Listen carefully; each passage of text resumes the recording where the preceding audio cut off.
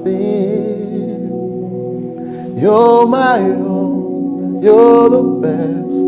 You're my joy, my righteousness, and I love you, Lord. Hallelujah! Tunafanya video ya mwisho.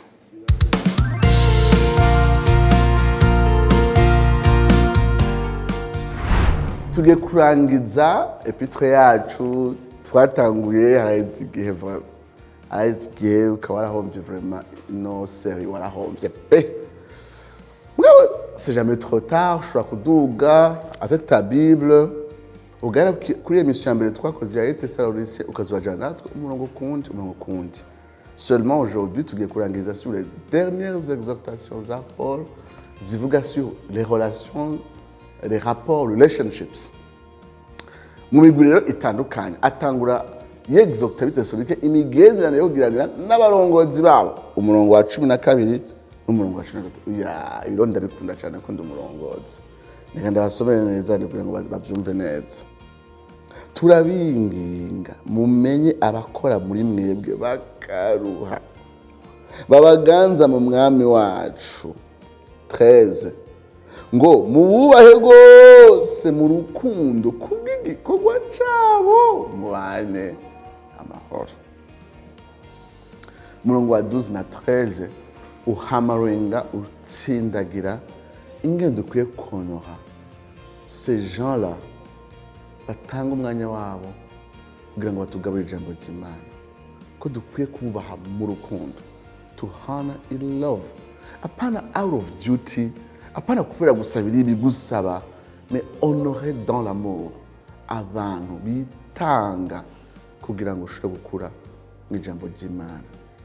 Bene data, iyaba in our relationships ugerageza gukora uko Imana ibigusaba, to honor in love your leader, umurongozi wawe, your teacher, umwigisha wawe, abo bantu bose balaboringa baruha kugira ngo ukure mu ijambo ry'Imana, ukegereza kubana nabo amahoro, biba biturinda byinshi cyane. Umurongo wa 12 na 13 utsindagira kuri ivyo. Ariko uyu Paulo acaga ku migenderanire hagati ya bamwe n'abandi mw'ishengero kuva ku murongo wa 14 ku murongo wa 15. Ngira mvuge rero imigwi itandukanye Paulo avuga y'abantu bagize bari mw'ishengero ninge dukwiye kubana nabo, relationships. Avuga ati abanebwe mubahanure. Hari abantu b'abanebwe i Thessaloniki, mugabo bene data we, bene data. Kandi handi anavuga ati mwirinde naho mwubahana cyane naho mwubaheza distance, nimuje ko ari bene data, murabe mugire des limites ntibave bagirako. Mwandi majambo Paul savait que il y a des chrétiens bashobora kwigenza ukuntu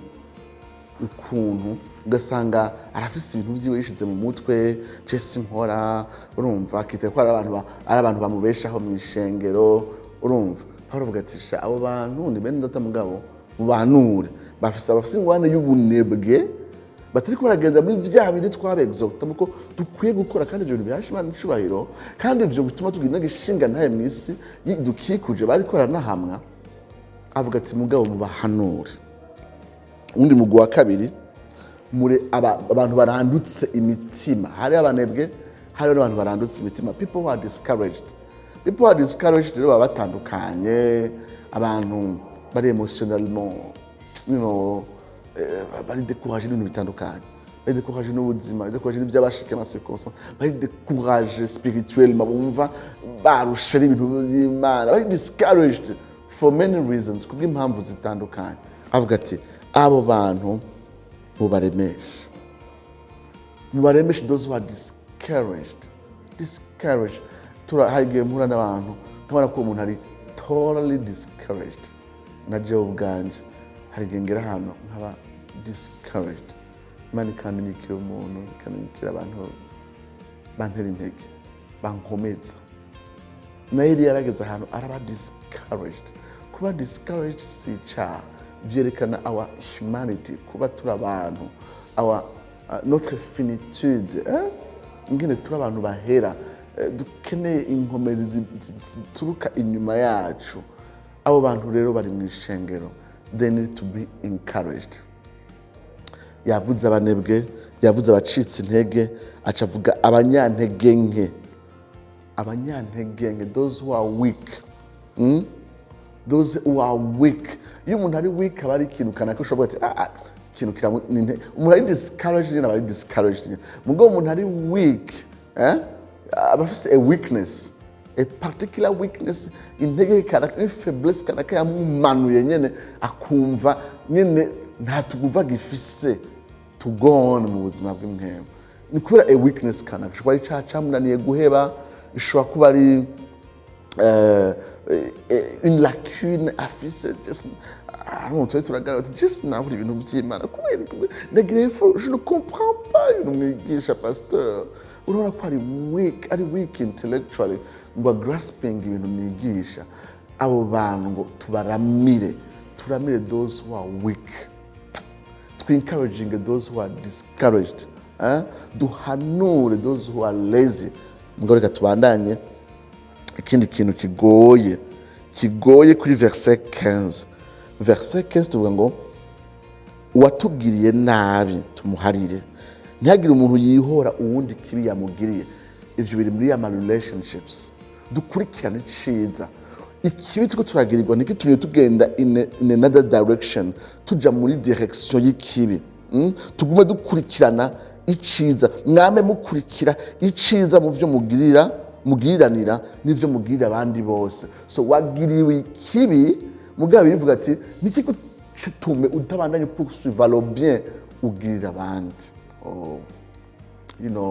Namanumviriza abantu bavuga ibintu kuri YouTube, bavuga ngo je narakomeretse, naciye muri ibi, naragiriwe nabi, niyo mpamvu naciye nkora ibi. Ukamenga nyene turakwiye kumutahura yuko kubera yagiriwe ibi niyo mpamvu adashobora gutanga ibi. Bitubwira yuko a Christian walk is a supernatural walk. Urugendo rukristo n'urugendo aho inyifato yacu ari yayindi irenze ibisanzwe. Itubwira ngo umwasi wacu tumusengere, tumukunde. Itubwira yuko naho twari turagirirwa ikibi, twe tumwe dutanga iciza, poursuivre le bien envers les autres. Naho uri kuragirirwa nabi, ntiwihore. À Dieu la vengeance, à Dieu la rétribution. Amaze yatanguye imigenderanire yacu n'abarongozi, acavuga imigenderanire yacu hagati yacu.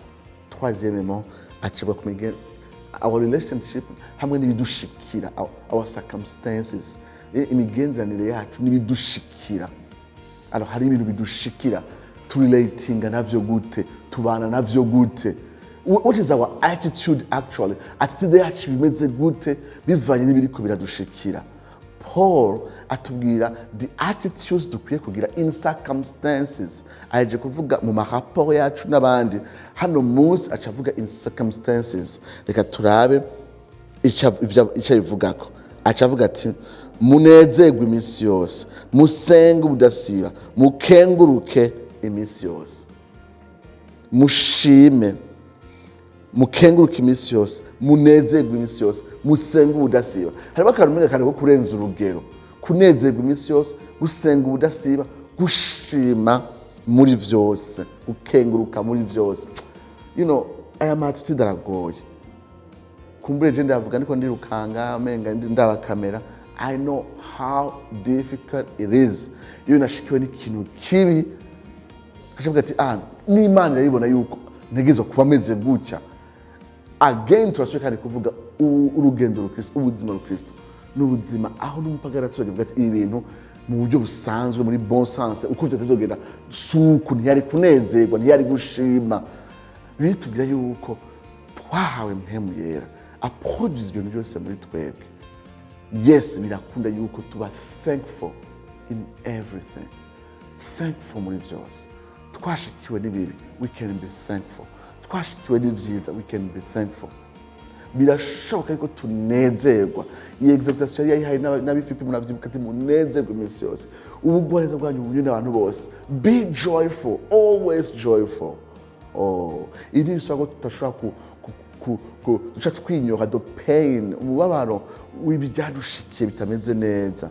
Mugabo Paul avuga yuko the joy ends up overcoming over our pain, yuko umunezero wacu uruhira kunesha umubabaro tuba turiko turumva kubw'ivyadushikiye, kandi uwo munezero tuwuhabwa na Mpwemu. Mwiyumvire abantu nteko barandikira ayo majambo, bene data, bari abantu bariko barahamwa, bariko bashikwa n'imibabaro irenze iyo twe dushobora kwiyumvira, n'abantu bariko baricwa, bariko barakwa ivyabo, barara mu masenga. Paul akavuga ati always be joyful, always be grateful, and always be praying, always be prayerful. Musenge ubudasiba, senga ubudasiba, musenge ubudasiba. Imana yagucubahira. Sinzi our attitudes bivanye n'ama circumstances, twe twarihitiyemo what kind of attitude tugira kubera ikintu kintu cadushikiye, n'Imana irabitahura. Me Paul avuga ati oh guys, always be joyful, munezerwe iminsi yose, mukenguruke muri byose, kandi musenge ubudasiba.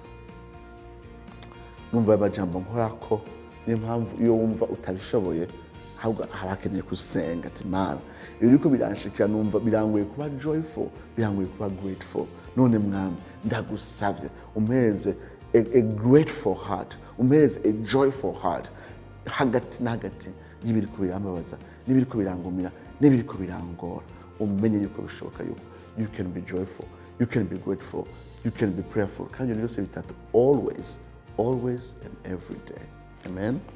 Tugira turangize imigendanire yabo rero hamwe n'Imana. Twavuze imigendanire yabo hamwe n'abarongozi, imigendanire yabo hamwe n'abandi, imigendanire yabo papo y'ibashikira, their attitude mbega imbere y'Imana hoho par rapport à Dieu.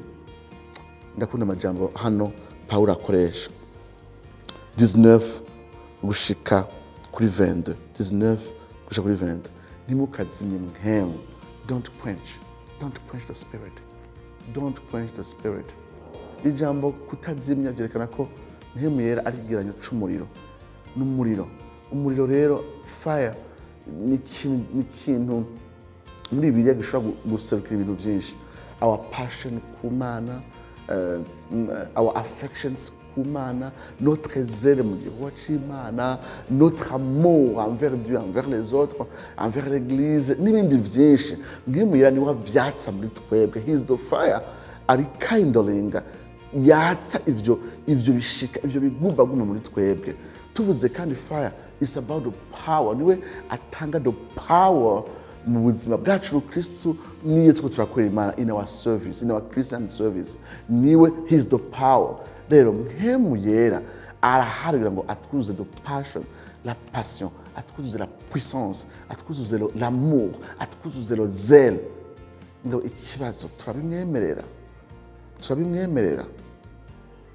Hariya mu Banyefeso yabwiye ati ntimukamubabaze kuko niwe mwahawe kugira ngo rushiza kubambika ubwiza gushika igihe muzo kwinjira dans un héritage éternel kandi y'ibihe byose, chaque Yesu Kristo final, héritage final. Ati ntimukamubabaze, tumubabaze iyo tutamwumviye, tumubabaze igihe yeriko haturongora dufata inzira yacu. We are quenching him. Mpwemu Yera arahari ngo atwuzuze ubushobozi bwiwe, atwuzuze umunezero wa uri twavuga hejuru y'amahoro, atwuzuze kwagushima muri byose, atwuzuze zere ishaka n'umwete, atwuzuze urukundo, atwuzuze ubushobozi buhangana n'ikintu cyose cyagara imbere yacu, tuko turita ubuhamagaro wacu, tuko turabaho ubuzima buhesha Imana icubahiro. But don't quench him. Dushobora kwenchinga Mpwemu Yera mu kugira ivyizerwa bituma tutamwitega buri munsi. Abantu bamwe kuri Mpwemu Yera ni ikintu nicizerwa, mugabo it's not a person, sumuntu barondera buri munsi to know, to have a communion with him, ngo amumenye basabane nawe. Ushobora kwenchinga Mpwemu Yera mu kwiyantura n'abantu batagutera intege in that direction. Harayizi imyaka narabuze nti sinzomara n'umwanya muremure n'umuntu atanyencouraginga kurondera Mpwemu Yera n'ubushobozi bwiwe, atanyencouraginga gusabana na Mpwemu Yera. Sinzomara umwanya ariko ndasoma ibitabo bitanyungura the passion kugira Mpwemu Yera n'ubushobozi bwiwe n'icyo ashoboye gukora muri jewe no mu ngabire zose yashize muri jewe. Amen. Sinzi uko mubyumva. Pawulo yarabwiye Timoteyo ati wibuke ingabire wahawe, urakeneye kuyatsa, kuyentretena. C'est par le feu du Saint-Esprit que même les dons twahawe ziserukana ubwiza, ziserukana ubushobozi. Amen.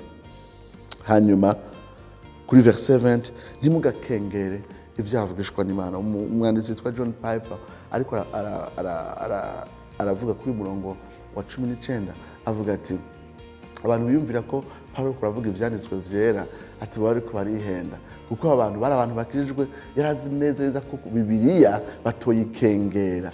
Ariko hari ikintu bashobora gukengera, some of the gifts Imana itanga harimo la prophecy. Uno munsi turabona inattitude y'abantu, hari ingabire bakengera. Ushobora kwikengera kubera abagukikuje bayikoresheje nabi, ukumva ibintu urabikengeye, urabigaye, ubifasha ibisanzwe. Ntabwo ariko aravuga ivyanditswe. Ntushobora gufata abantu bari abantu bafite ukwizera, buzuye urukundo n'ivyizigiro, ko bari abantu bagendera mu byo Pawulo yigishije. Ntabwo ariko kubegizota ngo ntibakengere ivyanditswe. Mugabo ivyanditswe ko mpemera atanga ingabire zitandukanye, harimo n'ubuvugishwa. Iyo kure yatanzwe pour un intérêt kanaka. Iyo dukengereye iyo ngabire duhusha icimana yifuje kuduhereza mu gutanga iyo ngabire. Kimwe mu bintu bikomeye cyane ingabire buvugishwa ikora mu ishengero no mu buzima bwawe, ni ukukongereza essence of kumva ko Imana ari hiri, essence of God's presence, direction, a sense of yuko Imana ari hiri kandi iri kurabarongora biciye muri iyo ngabire y'ubuvugishwa. Iba exercise bihuye n'ijambo ry'Imana kandi idasubira ijambo ry'Imana, ariko ko ari mpemu yera yitanga, kandi birivuga ko iyo mpemu yera yifuza kuyitanga. Iyo tuyikengeye tuba dukengereye Imana. Verset 21, musuzume vyose mugumye ivyiza. Musuzume vyose mugumye ivyiza. Par exemple, ntibishoboka yuko Bibiliya tuvuga ngo genda yisuzume ngo ngumane ivyiza, kuko Bibiliya yose rimwe ivyiza. Ariko abantu bakoreshwa n'ingabire zitandukanye, Imana y'ingabire zitandukanye, bashobora kuba bari mélange y'intege nke hamwe n'inkomezi, y'ivyiza hamwe n'ibibi, y'ibitunganye n'ibidatunganye. Uko niko ingabire yari yose ikora, harimo n'ingabire y'ubuvugishwa. Rero gukengera ikintu kubera kirimo intege nke, kirimo imperfection, ni icaha. Bitubwira ngo dukwiye gusuzuma tukagumana vyiza, tukadiscerna ibiri vyiza tukabigumana, hanyuma ibitari vyiza tukabireka. Umurongo wa 22, mwirinde ikibi cose. Navuze yuko muri iyi mirongo ariko batubwira imigenderere yacu n'Imana, harimo n'ingabire za mpemu yera n'Imana zitanga. Ariko arangiza avuga ati abstenez-vous de tout mal. Abstenez-vous de tout mal. Mwibuke yuko muri ca gice ca kane Pawulo avuga ati mwibuke ico Imana igomba, the moral will of God, la volonté morale de Dieu. Ico Imana yifuza nuko abera bagendera mu kwera. Ni kangahe twavuze iby'ingabire za mpemu yera au détriment ya sanctification. Ni kangahe on a célébré ingabire z'ubuvugishwa n'ibindi byose, mugabo au détriment y'ubuzima bwa sanctification. Pawulo amaze ko tutakengera ubuvugishwa, aca tubwira ngo twirinde ikibi cyose, tubone gupursuvwa kwezwa, tubone gupursuvwa guhesha Imana icubahiro n'ubuzima bwacu. Kuko ni kenshi ahabaye explosion amamuvuma y'ingabire za mpemu yera, habaye umwitwariko muke yo kurondera ubuzima bwejejwe. Wangiza avuga ati twirinde ikibi cyose. Ngiye kurangiriza kuri isengesho rya Pawulo, arangiza kuri verset 22 usha kuri 25. Ngiye kurirangiza turangiza kino cyo cyaje avuga ati handi Imana nyiramahoro ubwayo abari ibeza muri vyose, impemu yayo, ubugingo bwanyu n'umubiri byose hamwe bizigamwe ngo bizosangwe bitagira umugayo, aho umwami wacu Yesu Kristo azozira. Abasabye kuzigamirwa mu kwezwa gushikaho Kristo azogarukira. Pawulo yasanzwe abizi yuko mpemu yera ari ingabire twahawe kugira ngo dufashe gushishikara gushika kwiherezo, ariko azi yuko la prière, l'intercession ari un des moyens Imana yatanze kugira ngo dushobore gupersevera mu kwisengera, mu gusengera abandi. Imana irashitse ico yategeye kuva kera hose gushishikaza abera gushika kwiherezo. Ni mpamvu ndabanyira ati yibagira ku murongo wa nyuma ngo bene data natwe mudusengere, arabasengera agaciro nasanga bamusengera. Mwibuke ko mu ntango z'iceta avuga yuko abasengera ubudasiba. Pawulo yari umuntu w'umusenzi, yarizera ko Imana iganje kandi Imana ifite ubushobozi bwo kuzigama abari gushika ku iherezo, ariko yazi ko Imana yanagenye un moyen par lequel izigama kandi ishishikaza abera bayo, la prière, l'intercession. Impamvu abasengera akugana agasaba yuko asengerwa.